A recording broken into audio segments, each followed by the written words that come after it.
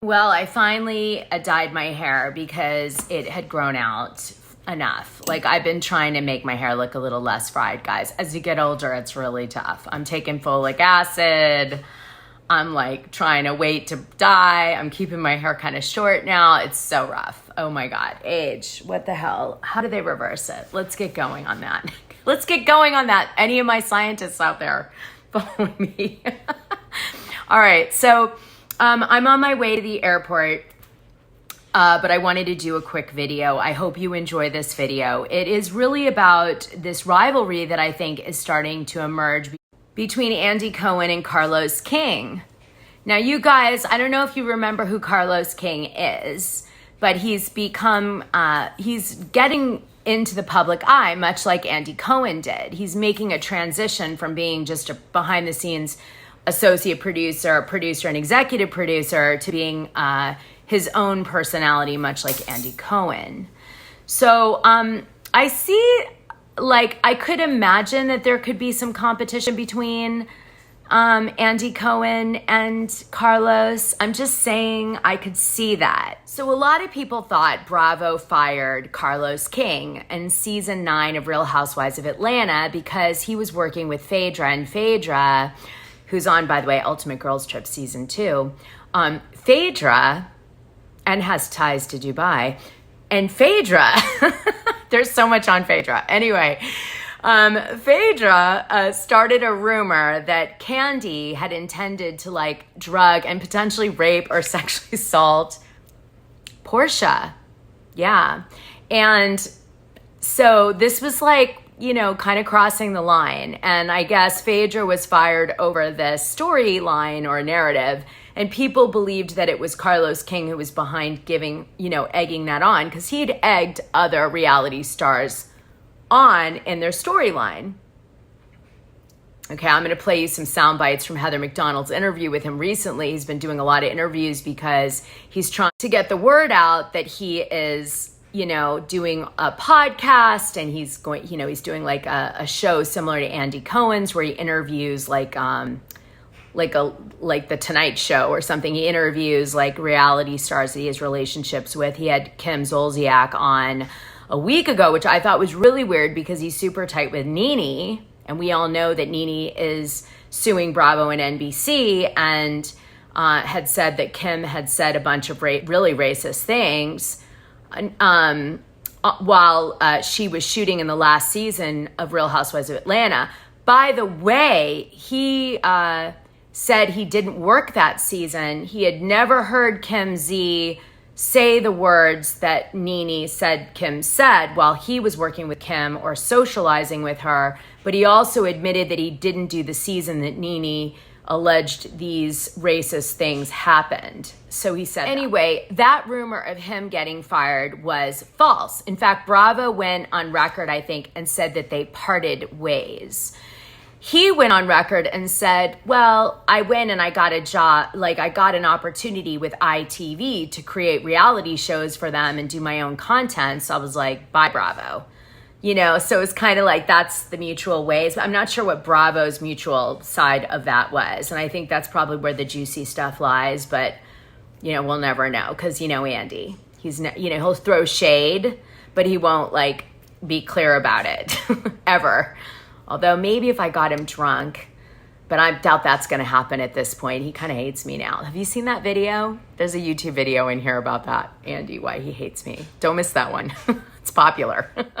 Anyway, Charles King is definitely moving in on Andy Cohen's turf with all of his new reality shows that he's producing for OWN and BET, I think, and some others. And he's actually taken some of the wives from Real Housewives of Potomac and moved them from the Housewives franchise into his reality show without them being fired, which is pretty much, I mean, call it what it is. It's poaching talent from Bravo, because it's not like the talent was fired and then he took the talent. It's the talent wasn't fired and he took them to another reality show. So he's poached Real Housewives of Potomac talent.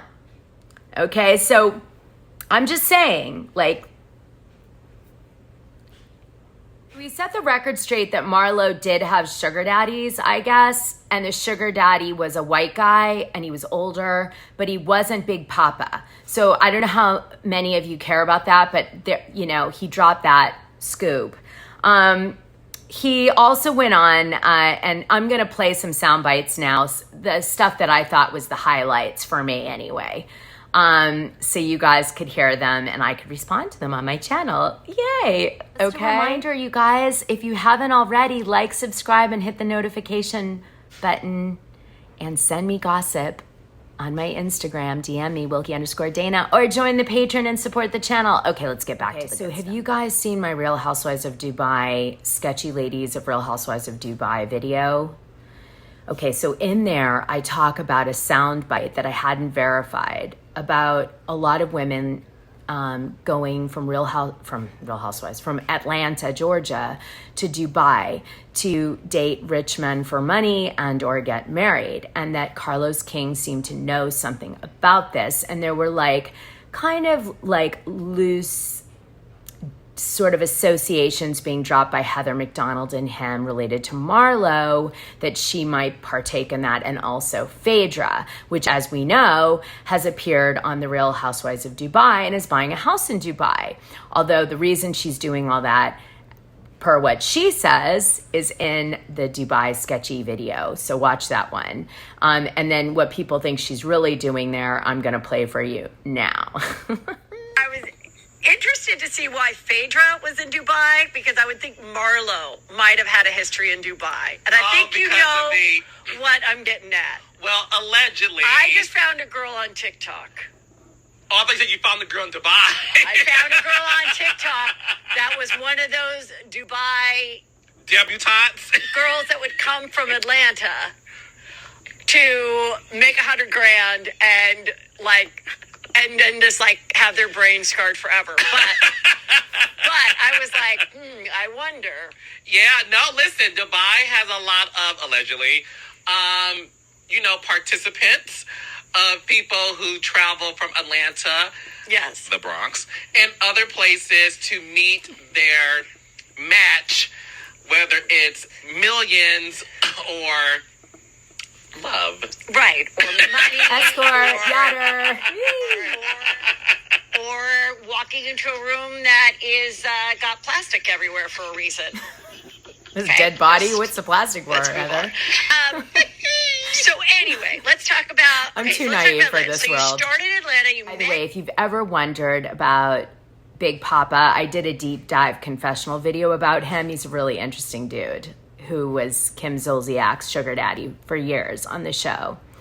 Okay, so let's move on to the next soundbite I wanted to make sure you guys heard. So this soundbite is a really good way to understand what I always say in the Patreon. I've been teaching people about the secret producer cast members and what they are. And I found that this was a really good way to articulate how it works, okay, that Carlos says. Okay, plus it's added validation to what I've been telling people forever. So here, that going in. So when she was saying what you guys didn't see, she said, "I'm a motherfucking housewife, bitch. Let me in. I'm a housewife. You'll see these fucking cameras following me." Talking about Nene. And he goes, "I was told under strict instructions, if your name is not on the list, you can't come in." I knew that night this show was going to be a phenomenon because I've never seen anyone get played so deliciously. And so you give all that credit to Sheree. Because Sheree is a uncredited producer. And on my podcast, she admitted that she left his name off the list on purpose. Yeah, of course. Yeah, great television.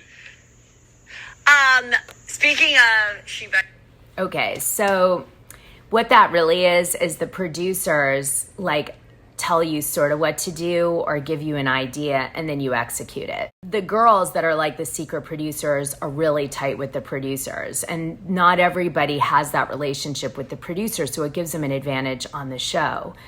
And they're given information to move the storyline forward, to create drama, this and that. It's actually the best thing you could have happen, but it's really hard to be the producer's pet. because that's what those women are. But I call them the secret producers because they're basically manipulating things on behalf of the producers or giving producers ideas, you know, to put in the storyline. Now, he has to be careful how he talked about it there because he can't be giving away too much. So notice how he's like, oh, you know, Cherie was so clever with coming up with that idea. Maybe she did, or maybe they told her to leave Nene off the list. Just saying. My goodness. I almost forgot to tell you who the secret producer on Real Housewives of Beverly Hills is, the cast member that is. Would you like to know? It's Kyle Richards. Big shocker, huh, guys? All right, so he goes on to take credit along with Daniel Staub. He was Daniel Staub's producer in her season where the table flip happens. And he takes credit for basically kind of bringing to Danielle's attention that the women knew about this book that Danielle, that was written by an ex of Danielle's, where he calls out her, you know, really kind of unfortunate early 20s violent crime with drugs that she was involved with, okay? And so the women have been talking about it, and he sort of says, like, lets her in on it and says, if you talk about it, like, this is going to be, like, the moment, right? So he's coaching Danielle. So Danielle agrees, very brave, and Teresa, as a result of this whole thing going down, flips the table.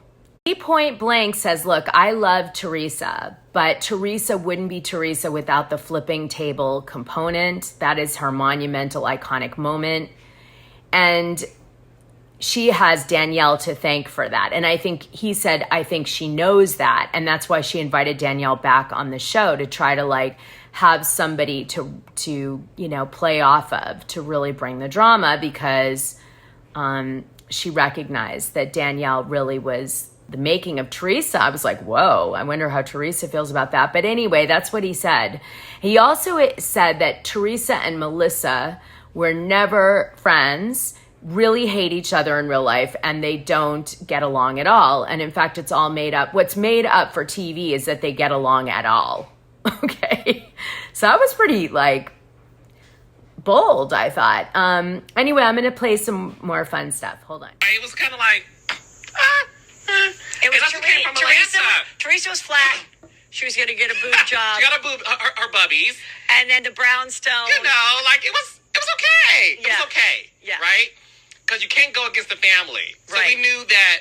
The Manzo. Yeah. Like, they weren't going to come for each other. Right. So we heard murmurs of this book. And they came to the producers and said, did you guys know this is the woman you hired to be on the show? Caroline and all of them. Okay. So, of course, as producers, we're like, we have to follow the reality. And the reality... And when you get handed a job like that as a producer, honey. Is it like you guys all go with straight faces and you're like, well, thank you for letting us know. And then you shut the door and, like, do a fucking dance? Did you have hidden cameras in our production office? So mean, producer people. So mean. We're going to dig into this, right? And did we? So, we knew to have them talk about it because they were talking about it behind the scenes.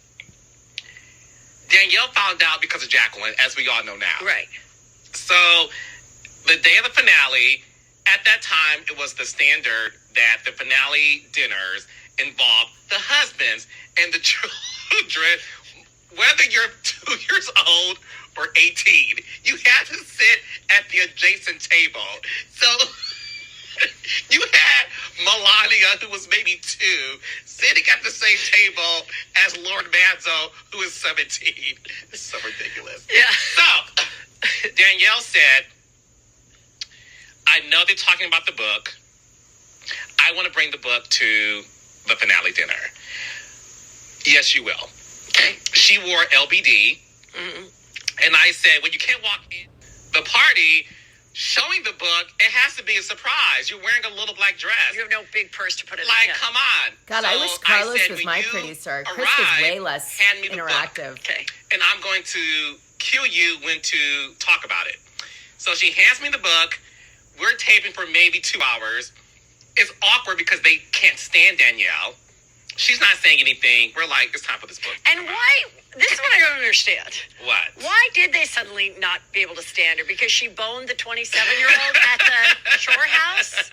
Like, kind of, what was it? I didn't really get it. Like, she came off really kind of nice to all of them. She didn't do anything shady to them. So it was kind of like out of nowhere. Look, I think at that time, it was sort of like, does she represent what we want this show to be? Oh, got it. Do you know what I mean? Like, that happened on my show, too. So she wasn't classy because she's boning it. I saw the sex tape, by the way. You did? Yes. Was it good? No, I mean, Okay, so I will save you guys from having to hear Heather describe the sex tape of Danielle Staub, but basically what it was like suffice it to say, she said the guy was really ugly and it was cheesy. But I guess the big gossip drop on this was that the women knew about the sex tape and the book about Danielle's criminal past at the same time. And so on the show, it looks like they find out over the season about all these things that Danielle has done.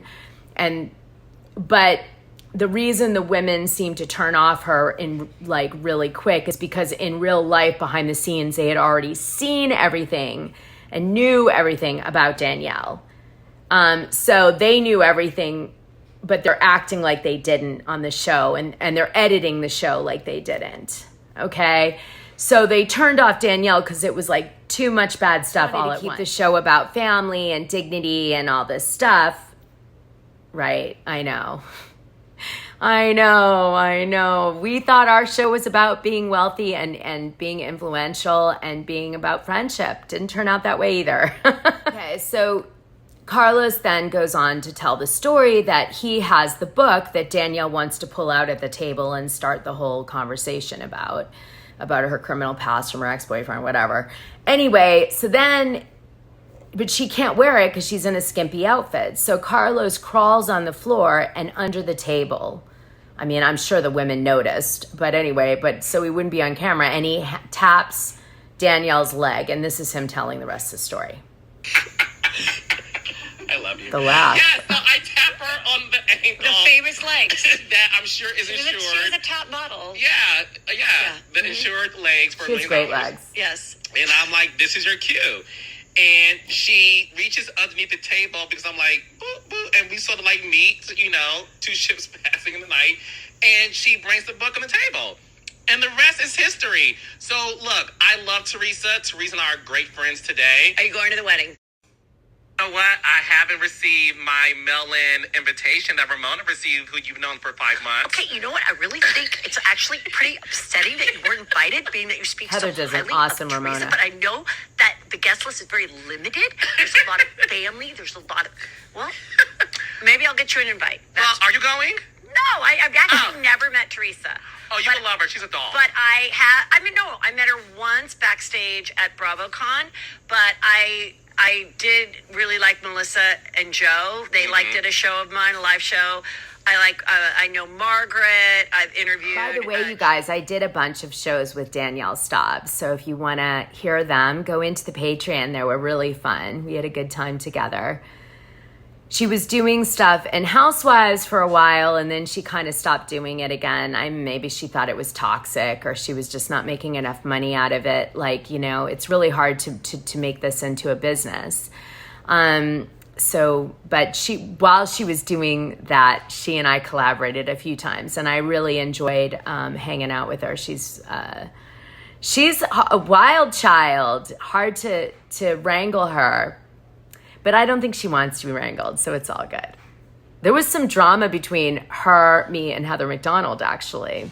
That's all in the Patreon, too. There was a big fight. Anyway, it was crazy. So you love Teresa, but... But listen, I think we can all say that Danielle, is responsible for the table flip. So Teresa's iconic moment, it's so like Scottie Pippen and Michael Jordan, right? That was the layup that Teresa needed to be the superstar she is today. I mean, she owes everything to Danielle. And I think she knows that, which is why she brought her back a couple of seasons ago. Yes. I met Teresa at an OK Magazine party. She was really quiet and had zero personality. So I'm like, I must have missed out on something. I'm guessing. I did try to talk to her. She wasn't like snobby or anything. She just was flat. But then again, she did get arrested shortly after that party. So maybe she had that on her mind. I think about that. I do give her a benefit because of that. Okay, one more soundbite for you guys. This is about the drama between Melissa and Teresa. I think this is so interesting. There's a lot of dynamics happening in the Gorga family, the Ruelas family, and the Giudici family. And yes, I'm saying her name like an Italian because I can't say it the other way. I don't know. It's like, it doesn't work for me. Because I know this other drama, right? This meant something to me, this conversation. At Adriana's christening, she was there. Oh, So okay. so this rumor, But that christening wasn't filmed, or that it was filmed. Oh. That's how I met her. Oh, okay. Melissa Gorga, he's talking about. She was so. But she was not featured in any way. Well, not look. mic'd in any way. Well, no, because the thing is this: she wasn't the focus. Right. So, as you know, When I go to Okay, these so anyway, they have like a little discussion about how boring it is to go to housewives parties that are being filmed. It's so true. They're hell for people who aren't on the show. Don't ever go to one. Anyway, they talk about that. And Heather's, I can tell she's gone to a few because she knows exactly how terrible they are for people who aren't being filmed. Okay, so now let me play this. a week before season 3 was filming. Okay. This is the story. Okay, Teresa calls me because I was her producer season 2. Okay. She said, "Oh my gosh, I just learned that my sister-in-law and my brother are cast members on this show. I did not know that until now." She had no idea. And this is before This is a week before filming we're supposed to commence. This is before the famous other baptism. Now you Yes. have to know some background here. Melissa was trying to get on the show really bad, okay? She was having friends of her write anonymous letters to production saying to them, you know, put Melissa on the show. She's richer and hotter than Teresa. And why are you shooting with her when you could be shooting with her sister-in-law who's good looking and rich and much richer, and really like dumping on Teresa. So literally getting people to pretend that they cared enough about the New Jersey show to say like that they sleuthed and found out about Melissa and that they wanted Melissa as, you know, Teresa's sister-in-law to appear on the show, like trying to get the producers going. I mean, oh my God, how freaking thirsty, Melissa. But not only that, I found this is really insightful. Remember, there's a lot of crap around the way Melissa and Joe Gorga met. And Melissa, as far as some people have said, was a liar and a gold digger when she met Joe. So imagine what Teresa's thinking about Melissa. And now Melissa's trying to go for her TV show, which is Teresa's at this point. It was supposed to be a TV show about Dina Manzo, who was a good friend of Teresa, and Teresa's show. Okay, it was like, that was what the show was supposed to be. And now Melissa comes in and wants to hijack the show from Dina because Dina's leaving, right? And Teresa's like, I'm now going to be co-starring essentially with my sister-in-law, who I can't stand, who I think is a dirtbag probably, and who's thirsty AF, and I don't want to fight with my brother. So like, what the hell is happening? I'm just building this background up. Now listen. Melissa's son's baptism. Exactly. She had no Freaking idea. out. What should I do? I don't know, Carla. This is crazy. That's my family. I want to fight with my family. She was freaking out. Because she knew that the show required fighting at this point? Well, I think she knew that at that time they probably weren't at the best place. Oh. But so when she said she was blindsided, what I can say to you is the truth that I know. I do believe she was blindsided. She had no idea. That part I do believe she Okay, was blindsided. she had no idea. She found out because they finally revealed to her, not they, the producers, that your sister-in-law and your brother are on the show. You have to go to this christening. Yeah. And we're going to be there with Which is the cameras. first day of filming. first day of filming. That's how she found out. So. And why was Joe Gorga so jealous or angry about his dad being close to Teresa's husband, Joe? Like, that I thought was so, remember he like... Yeah. yeah. So listen, I didn't produce season 3. So I can tell you what I've known being Teresa's producer for the first 2 seasons. Teresa 100% took care of her parents. Mm-hmm. She was there 24/7. She dropped everything for her mom and dad. She literally did everything for them. It seemed like that. And I think the jealousy may have come from the fact that at the end of the day, when you have one other sibling, and the other sibling may not do as much for the family. For the elderly parents, which is very true. Yeah. That's a lot. There you go. Mm-hmm. So I think it could be seen as, is she your favorite? Teresa did everything for them. And we saw that. She had her father move in with her. Mm-hmm. She did everything for them. And I think a lot of it had to do with the fact that, there were some jealousy, in my opinion, based on my conversations with Teresa. Yeah. Teresa came into this reality show world wanting to have fun because she was best friends with Dina. Yeah. And she was friends with Jacqueline, and she was friendly with Caroline. Yeah. Dolores was always there. Yeah. But it was always Teresa and Dina. And I think after Dina left season 2, Teresa knew that the success of the show rested on her shoulders. And she became as this emerging talent. And she gives everything to the show. So the fact that you now have to share this with your sister-in-law, I don't think this is shade. Who you don't like, they don't like each other. Right. And they never will. And it's fine. They will never like each other. See? So to have to share the spotlight with someone who you don't like. You know what I think they are? I don't think they wish each other bad. No. But I don't think they wish each other great success. Definitely. You know what I mean? Like, it explains a lot, doesn't it? Teresa should come for Melissa a lot more than she does, actually, now that I think of it. But maybe because the fans don't know that she's like all the dark stuff about Melissa with Tree, I think she's afraid the fans will retaliate, like she's not respecting family, because that's where Joe and Melissa will always throw it back at her, how can you come for family like this? We're so likable. Look how likable we are. But meanwhile, Teresa's like surrounded by this girl who's obviously very manipulative, just saying, wow, like talk about a snake. Just saying. Maybe Teresa should come for Melissa a little more. What do you guys think? Okay, that's it. I got to go to the airport. I'm so late, you guys. I hope you enjoyed this. What do you think? Carlos King coming for Andy's position. Should he have it? Is he ready to become the god of Bravo? I don't know. He seems to be carving out his own little genre that he's focusing on at the moment. But you never know. Ambition, it's a powerful thing. He's a young man and Andy's getting old. Little shade there, Andy. Little shade. You still look good, though. Damn it. You still look good. I don't know how you do it genetically. Your genetics definitely... By the way, you know what club Andy's a part of, right? I've heard a few hookup stories now about Andy. They're in the Patreon. And there's something we all know about Andy, which is he's packing. All right. Bye, you guys.